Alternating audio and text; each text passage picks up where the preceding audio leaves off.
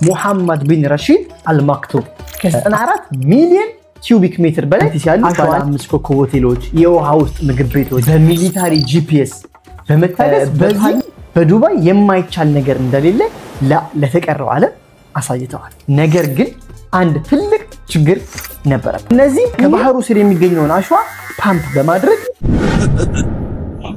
አቤቱካ ለሰነስከው ከይንቀት የአንድ ትልቅ ሰው እውነት የማይመስል ህልም እቅድ ስጋ የለበሰበት ፕሮጀክት ከሳይንቲፊክ ሙቪዎች የተወሰደ የሚመስል ተአምር ሊባል የሚችል የአርኪቴክቸር ጥበብ ቴክኖሎጂ በእጅጉ የተፈተነ የዱባዩ ሰው ሰራሽ ግዙፍ ደሴቶች በዛሬው ቪዲዮ በሰፊው ምንቀኝ ጉዳይ ነው።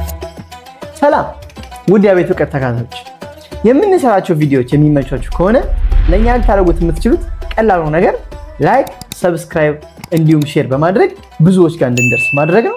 ለሱ እናመሰግናለን። ዱባይ ዓለምን ማስደነቁን ተያይዘዋለች። ሪከርድ የሰበሩ ሰማይ ጠቀስ ፎቆች፣ የቅንጦት መኪኖች፣ አረምኑ ቅጡ ከዚያም አልፎ አርቲፊሻል ደሴቶች። ግን ቆይ እንዴት ተሰሩ? ምን ያህል ወጪ ያስፈልጋቸው? እንዲሁም ምን ያህል ጊዜስ ግንባታው ፈጀ የሚለው ዛሬ በዚህ ቪዲዮ በሰፊው አብረን እንመለከታለን። ከላይ እንዳነሳሁት ታላቁ ሰው የዚህ ፕሮጀክት ባለራዕይ ሙሐመድ ቢን ረሺድ አልማክቱም አሁን ላይ የዱባይ አሚር እና የተባበሩት አረብ ኤሚሬትስ ጠቅላይ ሚኒስትር ናቸው። እንደ አውሮፓውያኑ አቆጣጠር በ1990ዎቹ ዱባይ በፍጥነት በማደግ ላይ ያለች ከተማ ነበረች። ነገር ግን አንድ ትልቅ ችግር ነበረባት።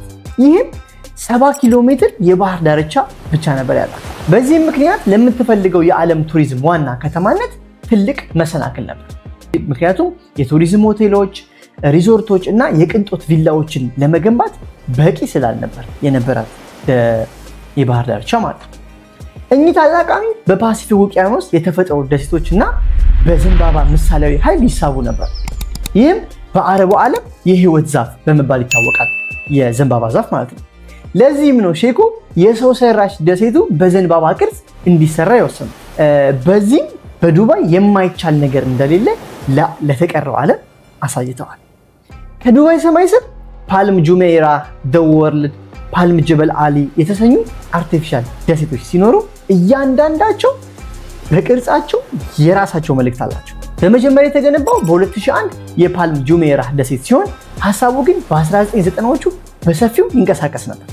አሁን እስኪ እንዴት ተሰሩ የሚለው አብረን እንመልከት። ደሴት መገንባት ፓላስ እንደመገንባት ቀላል አይደለም። አሸዋ ያስፈልጋል፣ በጣም ብዙ።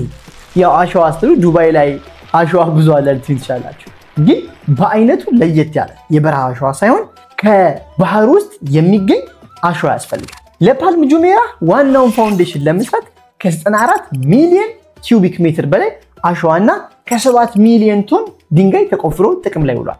አስቡት፣ የተጠቀሙት ማቴሪያል የቻይናውን ታዋቂውን ግንብ 2 ጊዜ ለመስራት የሚያስችል ነው። ይገርማችኋል፣ ለግንባታው የዋለው አሸዋ የተጓጓዘው ካተር ሴክሽን ድሬገርስ በሚባሉ የካርጎ መርከቦች ሲሆን እነዚህ ከባህሩ ስር የሚገኘውን አሸዋ ፓምፕ በማድረግ ወደ ላይ አወጥተው ሬንቦይንግ በሚባለው ቴክኒክ በሚሊታሪ ጂፒኤስ በመታገዝ በፓልም ቅርጽ ወይም በዘንባባ ቅርጽ በመስራት ነበር። የመሰረቱ ግንባታ ብቻ ከ2001 እስከ 2006 5 ዓመታትን ፈጅቷል። ነገር ግን አስቸጋሪው ክፍል የሚጀምረው ከዚህ በኋላ ነበር። መንገዶች፣ የውሃ ሲስተሞች፣ የኤሌክትሪክ ዝርጋታዎች፣ የፍሳሽ ማስወገጃ ብቻ ሁሉንም ከዜሮ መገንባት። ፓልም ጁሜይራ ብቻውን ከ12 ቢሊዮን ዶላር በላይ ፈጅቷል። ያው በኢትዮጵያ እንኳን አታስቡት፣ በኢትዮጵያ ካሰብነው እንኳን እንጦዛለን። ብቻ ከ12 ቢሊዮን በላይ ያስወጣ ሲሆን ከ60 ሺህ በላይ ሰዎችን ማስተናገድ ይችላል። የሚገርማችሁ ወጪው ግን በዚህ ብቻ አያልቅም። በየጊዜው ለሜንቴናንስ ከፍተኛ ወጪ ያስወጣል። ያው ባህር ላይ የተሰራ አርቲፊሻል አይስላንድ ስለሆነ ላይክ ኤሮዥን ይኖራል። በዚህም አሸዋው ይንቀሳቀሳል፣ የአፈር መሸርሸርም ሊገጥም ይችላል። ስለዚህ ኮስት ይኖረዋል ማለት ነው። የተሰራውን ብር አስቡ፣ ያወጣውን ብር አስቡት። በዛ ላይ ደግሞ ሌላ ኮስት በየአመቱ ይኖራል ወይ በየሆነ የተወሰነ ጊዜ። ቆይ ግን በእነዚህ ደሴቶች ውስጥ መኖር ምን አይነት ስሜት ይፈጥራል? ሳሉት እስኪ። የሆነ ሌክዠሪ ላይፍ፣ ፕራይቬሲ፣ አስደናቂ እይታዎች፣ ምን አይነት አሜዚንግ ላይፍ። የሆነ በ10 ሚሊዮኖች የሚገመቱ ቪላዎች፣ ለኛ ብቻ የሆነ ፕራይቬት ነገር። ምናምን ሳሉት ብቻ ጋይስ በእነዚህ ደሴት ውስጥ እንደ አትላንቲስ ያሉ ባለ 5 ኮከብ ሆቴሎች፣ የውሃ ውስጥ ምግብ ቤቶች፣ ስፓዎች እና ፓልም ጁሜራህን ከዋናው መሬት ጋር የሚያገናኘው ድልድይ አረ ብዙ ነገር ብቻ ብዙ ነገር ይገኛል።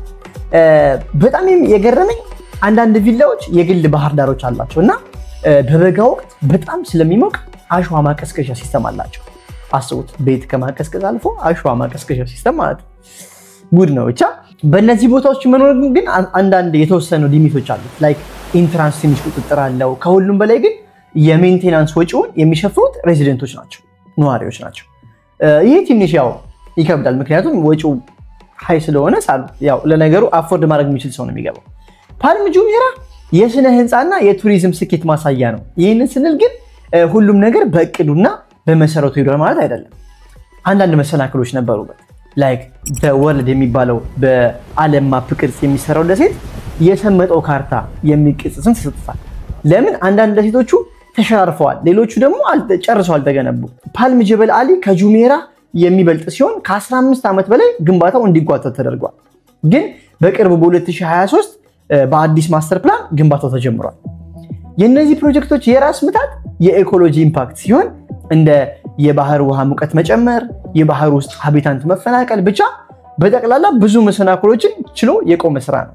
የዱባይ ሰው ሰራሽ ደሴቶች የሰው ልጅ አስደናቂ የእጅ ስራ ጥበብ፣ የአዋቂነት የትጋት ምልክት፣ ሕያው ምስክር ሆኖ ይኖራሉ። እስኪ ጋይስ አንተ ያውቃል ለእናንተ እኛስ በሀገራችን ያው እንደምናውቀው በቅርብ ጊዜ የአባይ ግድብ ተመርቋል። እንዲሁም አርቲፊሻል ሌክ አለ ያው ግድቡ ላይ። እዛ ግድብ ላይ አሁን ሊሰራ የታሰበ አርቲፊሻል ደሴት ይኖር ይሆን? ምን ታስባላችሁ እናንተ? ኮሜንት ላይ ጻፉ። እኛ ቢሰራ በጣም ደስ ይለናል። በቀጣይ ቪዲዮ እንገናኛለን። ሰላም።